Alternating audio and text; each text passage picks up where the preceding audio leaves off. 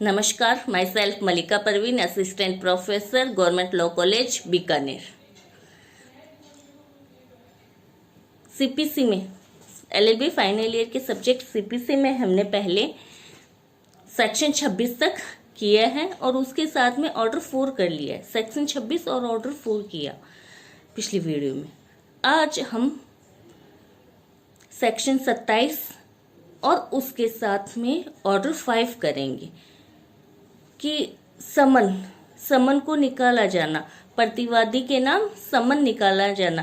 तो ऑर्डर 5 क्या बताता है? ऑर्डर 5 कि समन निकालता कौन है, समन क्या होता है, उसकी विषय वस्तु क्या होती है, उसकी तामील यानी सर्विस ऑफ समन्स कैसे करवाई जाती है वो बताता है। और उसके साथ में सेक्शन 27 पढ़ते हैं कि प्रतिवादी के नाम समन निकालना जाना। तो सबसे पहले क्वेश्चन ये आता है कि समन होता क्या है। तो सिंपल सी लैंग्वेज में अपन पढ़ेंगे तो ये है कि समन न्यायालय के कार्यालय के द्वारा निकाली गई एक ऐसी आदेशिका है जो किसी प्रतिवादी को न्यायालय में उपस्थित होने, अपना जवाब दावा प्रस्तुत करने, अपनी प्रतिरक्षा करने के लिए या किसी दस्तावेज को न्यायालय में प्रस्तुत करने के लिए न्यायालय के कार्यालय के द्वारा दिया गया आदेश है। क्या है? न्यायालय की आदेशिका है। समन न्यायालय के कार्यालय के द्वारा जारी किया जाता है और जो एक आदेशिका है जिसके माध्यम से किसी प्रतिवादी को न्यायालय में उपस्थित होने, अपना जवाब दावा प्रस्तुत करने और अगर उसके कब्जे में कोई डॉक्यूमेंट्स हैं, दस्तावेज हैं, तो उन्हें न्यायालय में जमा करवाने का निर्देश दिया जाता है, आदेश दिया जाता है। ठीक है। तो सेक्शन 27 क्या कहता है? सेक्शन 27 ये कहता है कि प्रतिवादी के नाम समन निकाला जाना। कब निकाला जाएगा? तो सेक्शन 27 के अनुसार जब वाद सम्यक रूप से संस्थित हो चुका हो। कब होता है संस्थित? सेक्शन 26 और ऑर्डर 4 के अकॉर्डिंग न्यायालय या अधिकारी के प्रस्तुत किया जाता है वाद पत्र, तो वाद संस्थित माना जाता है। जब वाद सम्यक रूप से संस्थित हो चुका हो तो प्रतिवादी के नाम समन निकाला जाता है। किस लिए निकाला जाता है? कि न्यायालय में हाजिर हो आप और अपना जवाब दावा या प्रतिरक्षा प्रस्तुत करें। तो कब निकाला जाएगा समन? समन तब निकाला जाएगा जब वाद सम्यक रूप से संस्थित हो चुका हो, यानी वाद संस्थित होने की तारीख से 30 दिन के भीतर प्रतिवादी के नाम समन जारी किया जाएगा। यहाँ पर समन जारी करने की तारीख बताई है, जबकि ऑर्डर 5 में तामील की तारीख बताई है और उसको जवाब दावा प्रस्तुत करने की तारीख बताई है।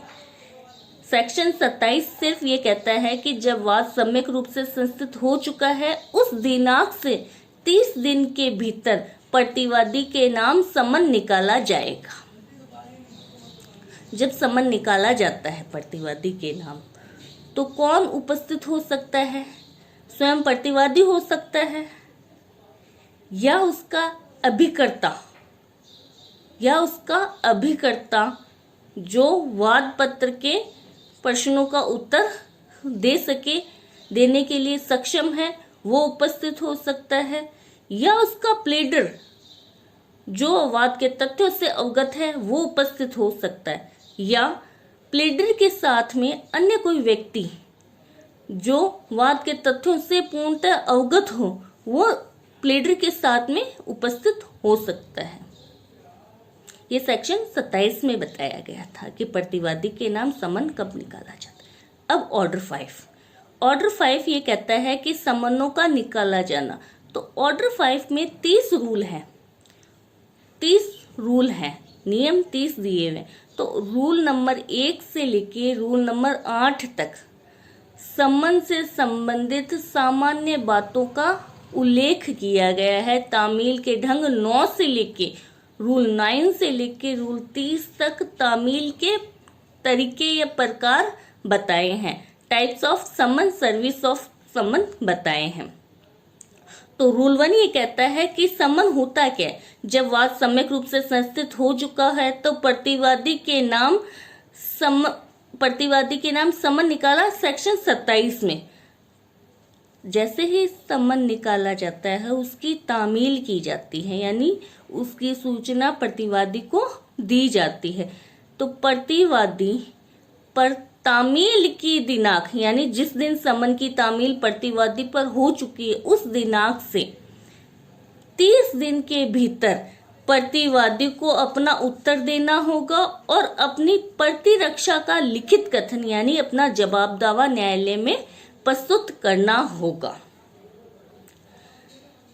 परंतु यदि प्रतिवादी उस दिन न्यायालय में ही उपस्थित हो जिस दिन वादी ने वाद फाइल किया, वाद पत्र उपस्थित किए जाने के समय अगर प्रतिवादी न्यायालय में उपस्थित है तो वहां पर न्यायालय समन प्रतिवादी के नाम जारी नहीं करेगा। तो रूल 1 की इम्पोर्टेंट क्या बात थी कि समन तामील की दिनांक से 30 दिन के भीतर प्रतिवादी को अपना उत्तर प्रस्तुत करना होगा और अपना जवाब दावा प्रस्तुत करना होगा। अगर किन्हीं कारणों से वो 30 दिन के भीतर अपना जवाब दावा प्रस्तुत नहीं कर पाता है और न्यायालय उन कारणों को युक्तियुक्त समझता है कि युक्तियुक्त रीजन थे, इस कारण वो 30 दिन में अपना जवाब दावा प्रस्तुत नहीं कर पाया, तो न्यायालय उसे अधिकतम टाइम पीरियड 90 दिन दे सकता है कि 90 दिन के भीतर आपको अपना जवाब दावा प्रस्तुत करना होगा। इन 90 दिनों में वो 30 दिन इंक्लूड है, ये 90 दिन एक्स्ट्रा नहीं है 30 दिन से, ये 30 दिन उसमें इंक्लूड है। अधिकतम 90 दिन है टाइम पीरियड और इन 90 दिनों में उसको अपना जवाब दावा प्रस्तुत करना होता है। समन, हर समन 2 कॉपी में जारी किया जाता है न्यायालय के कार्यालय के द्वारा। हर समन न्यायाधीश या कोई ऐसा अधिकारी है जो ऑथराइज्ड है न्यायालय के द्वारा, तो उसके द्वारा हस्ताक्षरित किया जाएगा और उस पे न्यायालय की सील लगी हुई होगी, यानी न्यायालय की मुद्रा लगी हुई होगी, सील लगी हुई होगी। समन हमेशा 2 कॉपी में जारी किया जाता है। एक कॉपी जिस पर तामील की जाती है उसको दे दी जाती है और दूसरी कॉपी पे पृष्ठांकन इंडोर्स करवाया जाता है कि समन की तामील कर दी गई है। ठीक है, ये रूल 1 में था। रूल 2 कहता है कि हर समन के साथ में वाद पत्र की कॉपी होगी। रूल 5 समन के प्रकार बताता है कि समन 2 चीजों के लिए जारी किया जा सकता है, या तो जहां विवादक स्थिर किए जाते हैं उस समय भी समन जारी किया जा सकता है, या वाद के अंतिम निपटारे के लिए समन जारी किया जा सकता है। यानी ये विषय वस्तु है समन की, कि समन के प्रकार है या विषय वस्तु है। कि समन या तो विवादक स्थिर किए जाते हैं उस समय जारी किया जा सकता है कि विवादकों का स्थिर इशू फ्रेम किए जा रहे, आप न्यायालय में उपस्थित हो, या जहां वाद का अंतिम निपटारा किया जाना है वहां भी प्रतिवादी को बुलाया जा सकता है कि वाद का अंतिम निपटारा किया जाना है, आप न्यायालय में उपस्थित हुए। परंतु लघुवाद न्यायालय सिर्फ समन जब जारी करता है तो वाद के अंतिम निपटारे के लिए ही समन जारी कर सकता है। लघुवाद न्यायालय इशू फ्रेमिंग करते समय समन जारी नहीं कर सकता है। ठीक है, और ऑर्डर 5 का रूल 6 ये कहता है कि किस दिन उसको समन तामील हो गई प्रतिवादी पर, अब उसको हाजिर किस दिन होना होगा। समन में तारीख दी हुई होती है कि इस दिन आपको न्यायालय में हाजिर होना है, तो वो तारीख कौन सी होगी, न्यायालय के चालू कारोबार का दिन होगा, यानी जिस दिन न्यायालय खुलता है उस दिन प्रतिवादी को न्यायालय में हाजिर होना होगा कारोबार के प्रायः घंटों में। ऐसा नहीं है कि न्यायालय बंद हो गया और शाम को 5-6 बजे के बाद आप आते हो कि आज की तारीख थी और मुझे तो आज ही बुलाया गया, ऐसा नहीं। कारोबार के जिस दिन न्यायालय चालू कारोबार करता है, यानी जिस दिन, जहां तक न्यायालय खुलने का समय है और बंद होने के समय तक ही आप न्यायालय में उपस्थित हो सकते हो। Rule 7, order 5 rule 7। रूल 7 ये कह रहा है कि कई बार सम्मन जारी करते समय न्यायालय को ऐसा लगता है कि प्रतिवादी के कब्जे में कुछ ऐसे दस्तावेज हैं जिन पर वह निर्भर करता है, यानी उसका वाद उस पर डिपेंड करता है। तो वहां पर न्यायालय क्या करता है, प्रतिवादी को यह आदेश दे सकता है कि आप अपने शक्ति या कब्जे में जो दस्तावेज या जो डॉक्यूमेंट है जिन पर आपका वाद डिपेंड है, प्रतिरक्षा डिपेंड है, वो न्यायालय में उपस्थित करो। अगर वो स्वयं नहीं आता है और उन डॉक्यूमेंट को भेज देता है तो ये माना जाएगा कि उसने सम्मन की पालना कर दी है। नियम 8, रूल 8 कि जहां वाद अंतिम निपटारे के लिए निकाला जाता है, जहां सम्मन अंतिम निपटारे के लिए निकाला जाता है, वहां न्यायालय प्रतिवादी को निर्देश देगा कि वह अपने साक्ष्यों को पेश करे, यानी किन किन साक्ष्यों को वो बुलाना चाहता है उन साक्ष्यों की सूची वो पेश कर दे। ठीक है, ये तो सम्मन की सामान्य बातें थी कि सम्मन क्या होता है, कब प्रतिवादी को हाजिर होना है, क्या न्यायालय मंगवा सकता है। अब सम्मन तामील के ढंग बताए हैं। ठीक है, तो ऑर्डर 5 के रूल 9 से लेके 30 तक सम्मन तामील के ढंग या तरीके बताए हैं, सर्विस ऑफ समन्स बताई है। तो रूल 9 कि न्यायालय द्वारा सम्मन का परिदान, अगर प्रतिवादी न्यायालय की अधिकारिता, स्थानीय अधिकारिता में निवास करता है या प्रतिवादी का कोई अभिकर्ता है जो न्यायालय की स्थानीय अधिकारिता में निवास करता है, जो सम्मन लेने के लिए अधिकृत है, तो वहां न्यायालय क्या करता है, न्यायालय के किसी अधिकारी की मार्फत सम्मन की तामील उन पर करवा देता है। और अगर कोई नहीं, प्रतिवादी नहीं है, उसका अभिकर्ता ही नहीं है, वो बाहर रहते हैं, कोई भी नहीं है, तो न्यायालय कोरियर के माध्यम से, कोरियर, फैक्स मैसेज या इलेक्ट्रॉनिक कोरियर सेवा के माध्यम से भी सम्मन की तामील करवा सकता है। ये कौन से होंगे, ये हाईकोर्ट और जिला न्यायालय द्वारा एक पैनल बनाया हुआ होता है, जो कोरियर एजेंसियों का एक पैनल है जो ये बताती है कि इन कोरियर एजेंसियों के माध्यम से ही सम्मन की तामील करवाई जा सकती है। फिर आता है कि सम्मन की जो कोरियर से तामील करवाई जाती है, ये किसके वे पे की, ये हमेशा वादी के वे पे, यानी जो तामील करवा रहा है उसी के वे पर की जाती है। और इसमें आता है कि जैसे तामील करवाई जाती है तो कैसे होगी तामील, सम्मन की एक कॉपी प्रतिवादी को या उसके अभिकर्ता को दे दी जाती है और दूसरी कॉपी के पृष्ठ भाग पे, यानी पीछे के भाग पे इंडोर्स करवा लिया जाता है, पृष्ठांकन करवा लिया जाता है कि मैंने सम्मन की कॉपी प्राप्त कर ली है, इस दिनांक को प्राप्त की है, और उसके सिग्नेचर करवा लिए जाते हैं। ठीक है, और अगर कोई लेने से इनकार कर देता है, मान लो प्रतिवादी ने या उसके अभिकर्ता ने सम्मन लेने से इनकार कर दिया, तो वो अधिकारी, न्यायालय का अधिकारी जो सम्मन की तामील करवा रहा है, वो सम्मन की सेकंड कॉपी पर, एक तो उसने लेने से इनकार कर दिया, तो सेकंड कॉपी पे ये निर्दिष्ट घोषणा लिख देता है कि इस व्यक्ति प्रतिवादी ने या उसके अभिकर्ता ने सम्मन लेने से इनकार कर दिया या मना कर दिया है। घोषणा करके ये लिख देता है कि इस प्रतिवादी ने, ये इस अभिकर्ता ने, प्रतिवादी के अभिकर्ता ने सम्मन लेने से मना कर दिया है। और ऐसी घोषणा करके वो क्या करता है, उस सम्मन की सेकंड कॉपी को, तामील हो गई, लेने से मना कर दिया, तो सम्मन निकालने की दिनांक से 30 दिन के भीतर वापस न्यायालय में जमा करवा देता है। ऑर्डर 5 रूल 9A कह रहा है, इसको बोलते हैं तामील के लिए सम्मन को वादी को दिया जाना, दस्ती तामील भी बोलते हैं इसको। दस्ती तामील भी बोलते हैं। यहाँ पर क्या न्यायालय का अधिकारी नहीं जाता है, वादी कहता है कि मैं प्रतिवादी को पहचानता हूँ, मैं उसके घर पर तामील, प्रतिवादी पर तामील करवा दूंगा, न्यायालय से प्रार्थना करता है। न्यायालय अगर संतुष्ट होता है तो न्यायालय समन तामील कराने के लिए वादी को ही दे देता है और वादी फिर उस समन की तामील प्रतिवादी पर करवा देता है।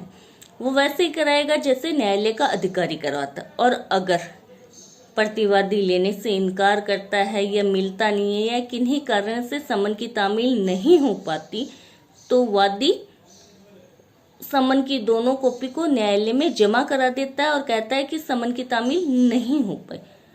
तो फिर न्यायालय क्या करता है, फिर नया समन जारी करता है। यहाँ पर न्यायालय नया समन जारी करता है और उसकी तामील प्रतिवादी पर न्यायालय के अधिकारी द्वारा करवाई जाती है। फिर आता है नियम 10।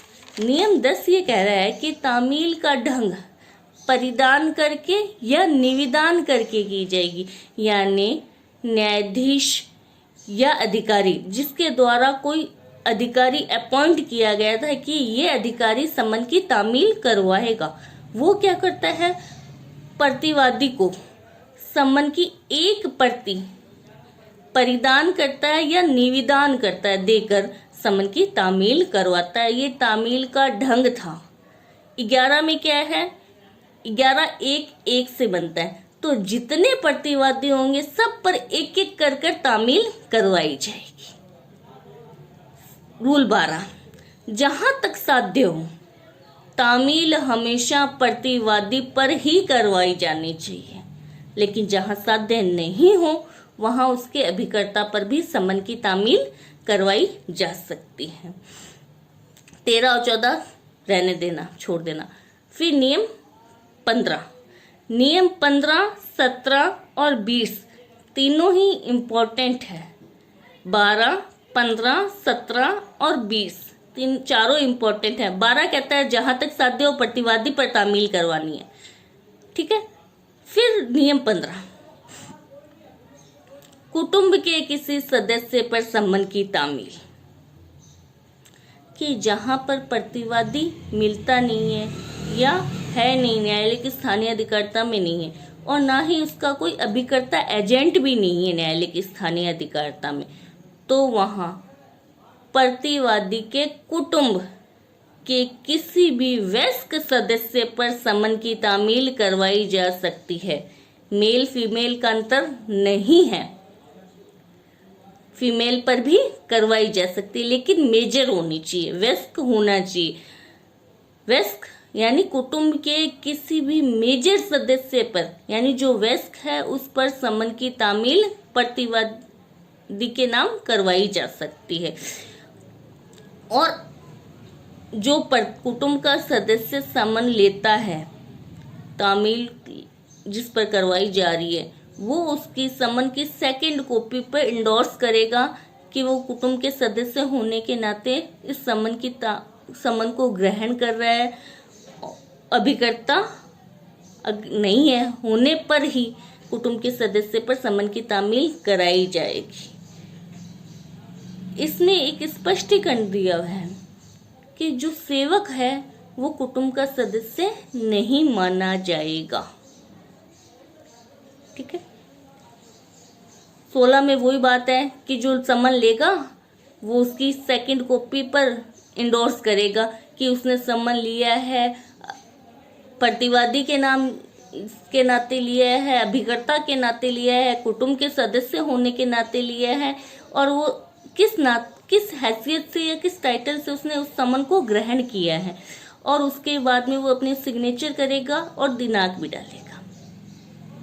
नियम 17 कि जब प्रतिवादी समन की तामील को प्रतिग्रहण करने से इनकार करे या पाया ही नहीं जाए, मान लो या तो वो लेने से मना कर दे कि मैं नहीं लूंगा समन की तामील, समन नहीं लूंगा, या वो मिलता ही नहीं है, तब समन की तामील कैसे कराई जाए? तो नियम 17 को विकसित तामील भी बोलते हैं, विकसित तामील भी बोलते हैं। यहाँ पर न्यायालय के प्राधिकार के बिना अधिकारी, जो न्यायालय का अधिकारी है, तामील करवाने वाला अधिकारी है, प्रतिवादी के निवास स्थान पर समन की एक कॉपी चस्पा कर देगा। कब करेगा कि प्रतिवादी मिला नहीं या मिला तो उसने समन लेने से इनकार कर दिया, ना ही उस स्थानीय अधिकारिता में उसका कोई एजेंट है और उसके कुटुंब के सदस्य ने भी या तो कोई मिला नहीं या उन्होंने समन लेने से मना कर दिया। वहां पर समन तामील करवाने वाला अधिकारी क्या करता है, उसे लगता है युक्त समय के भीतर प्रतिवादी या उसके कुटुंब के सदस्य पे समन की तामील नहीं करवाई जा सकती, तो वो क्या है, आस पड़ोसियों से उसके घर की पहचान करवाता है। पहचान करा के समन की एक कॉपी उसके घर पे सहज दृष्टि जो फ्रंट भाग होता है उस पर चस्पा कर देगा। चस्पा करने के बाद में जो सेकंड कॉपी होती है, जो सेकंड कॉपी उस पर इंडोर्स कर लेता है कि इन व्यक्तियों के द्वारा घर प्रतिवादी के निवास की पहचान कराई गई थी, उनका नाम लिखेगा और इन परिस्थितियों में समन की एक कॉपी उसके निवास स्थान पे चस्पा किए उन परिस्थितियों का उल्लेख करेगा और उल्लेख करके जिस पर उसने उल्लेख किया है वो कॉपी न्यायालय को लौटा देगा। तो माना जाएगा कि समन की तामील हो गई है। यहाँ न्यायालय ने उसे अधिकार नहीं दिया था अधिकारी को कि वो उसके घर पे चस्पा करे, यानी न्यायालय के अनुमति या प्राधिकार के बिना ही परिस्थितियां ऐसी हो गई थी, तो उसने एक कॉपी प्रतिवादी के निवास स्थान के सहज दृष्टि स्थान पे चस्पा कर दी, तो माना जाएगा समन की तामील कर दी गई थी। फिर आता है नियम 20। नियम 20 को बोलते हैं प्रतिस्थापित तामील। नियम 15 कुटुंब, नियम 17 विकसित तामील, न्यायालय के प्राधिकार के बिना। नियम 20 कहता है न्यायालय के प्राधिकार से, या इसको विकसित तामील भी बोलते हैं, कि जब न्यायालय समन जारी करता है, समन जारी करते समय न्यायालय को ये लगता है कि प्रतिवादी समन की तामील अपने आप पे होने नहीं देगा या युक्त समय पे वो अपने आप को बचाएगा, समन की तामील होने नहीं देगा या अपने आप को बचाता रहेगा, तो वहां पर न्यायालय क्या है, समन जारी करते समय ही तामील करने वाले अधिकारी को निर्देश दे देता है कि समन की एक कॉपी तो क्या है, प्रतिवादी के निवास स्थान के सहज दृश्य यानी फ्रंट भाग में चस्पा कर दी जाए और दूसरी कॉपी कहाँ पर, न्याय सदन के सहज दृश्य भाग पे चस्पा कर दी जाए। दोनों कॉपी एक निवास स्थान पर और एक न्यायालय के सहज दृश्य, दोनों चस्पा कर दी जाती है, तो माना जाता है कि समन की तामील हो गई। अगर न्यायालय आदेश दे तो जहां पर प्रतिवादी निवास करता है उस स्थानीय अधिकारिता के स्थानीय समाचार पत्र में, दैनिक समाचार पत्र में अगर समन प्रकाशित कर दिया जाता है, समन प्रकाशित कर दिया जाता है, तो भी माना जाता है कि प्रतिवादी को समन की सूचना हो गई है, समन की तामील कर दी गई है। नियम 21 कह रहा है कि जहां प्रतिवादी न्यायालय की स्थानीय अधिकारिता से बाहर निवास करता है या अन्य न्यायालय की स्थानीय अधिकारिता में निवास करता है, तो वहां पर कैसे जारी किया जाएगा, समन की तामील कैसे की जाएगी। फिर न्यायालय क्या है, समन जारी करता है और उस न्यायालय को समन भेज देता है जिसकी स्थानीय अधिकारिता में प्रतिवादी निवास करता है। वो न्यायालय हाईकोर्ट नहीं होना चाहिए, यानी वादी अगर मान लो राजस्थान में रह रहा है और प्रतिवादी दिल्ली में रह रहा है, यानी न्यायालय की स्थानीय अधिकारिता से बाहर है अब तामील करवानी, तो न्यायालय क्या, राजस्थान न्यायालय क्या करता है, समन जारी करता है और उस समन की कॉपी को उस न्यायालय को भेजता है, यानी दिल्ली में न्यायालय को भेजेगा जहां पर प्रतिवादी निवास करता है। लेकिन वो जिस न्यायालय को भेजा जा रहा है वो न्यायालय हाईकोर्ट नहीं होना चाहिए। नियम 23, जिस न्यायालय को भेजा गया समन उसका क्या कर्तव्य होगा, वो उस समन की तामील ऐसे कराएगा कि मानो उसी न्यायालय ने समन जारी किया हो। समन की तामील होने के बाद में, तामील करवा दी अगर उस न्यायालय ने, तो उसकी सेकंड कॉपी जिसमें एंडोर्स किया है वो कॉपी वापस समन जारी करने वाले न्यायालय को लौटा दी जाएगी। ये सारे प्रोविजन सामान्य तामील के थे। अगर कोई मामला विशिष्ट मामला है, विशेष मामलों में समन की तामील कैसे करवाई जाती है, तो इसके लिए ऑर्डर 5 के रूल 23 से लेके 30 तक प्रोविजन बताए हैं। ऑर्डर 5 के रूल 24 से लेके 30 तक बताए, 23 नहीं है, 24 से है, 24 से लेके 30 तक। 24 ये कहता है, रूल नंबर 24 ये कहता है कि अगर प्रतिवादी कारागार में हो यानी जेल में हो तब उस पर समन की तामील कैसे करवाई जाएगी। अगर प्रतिवादी जेल में है तो जेल के बाहर साधक अधिकारी को समन भेजा जाएगा। दोनों कॉपी बाहर साधक अधिकारी को दी जाएगी यानी जेलर को दे दी जाएगी। फिर वो जेलर उस प्रतिवादी पर समन की तामील करवाएगा। तामील करवा के एक कॉपी न्यायालय को वापस भेज देगा। ऐसे ही बताया है कि रूल नंबर 25 कि जहां प्रतिवादी भारत से बाहर है तो वहां पर समन की तामील कैसे कराई जाएगी। अगर प्रतिवादी भारत से बाहर निवास करता है तो भारत के न्यायालय ने अगर समन जारी किया है तो वो समन जारी करके किसको भेजेगी, उस न्यायालय को भेजेगी जिसकी स्थानीय अधिकारिता या जिस देश में प्रतिवादी निवास करता है, कारोबार करता है या अभिलाभ के लिए कोई काम करता है। उस न्यायालय को कैसे भेजा जाएगा, डाक के संचार के द्वारा भेजा जाएगा, डाक द्वारा भेजा जाएगा यानी उस न्यायालय को डाक द्वारा समन तामील करा। और अगर प्रतिवादी पाकिस्तान या बांग्लादेश में निवास करता है, तो वहां पर समन की तामील कैसे कराई जाए।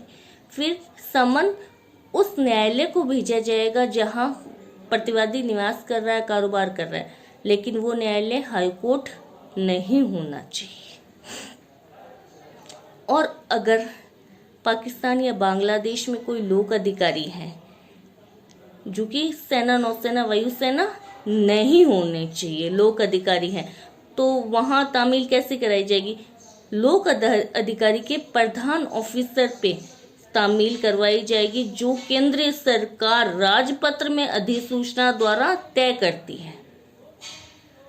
ठीक है, अब आता है इसमें 25 के बाद में अपन पढ़ते हैं इसमें 27 नियम 27 कि अगर कोई सिविल लोक अधिकारी है या रेल कंपनी है या स्थानीय प्राधिकारी के किसी सेवक पर तामील करानी, 3 आते हैं, सिविल लोक सेवक, रेल का कोई अधिकारी है या स्थानीय प्राधिकारी के सेवक है।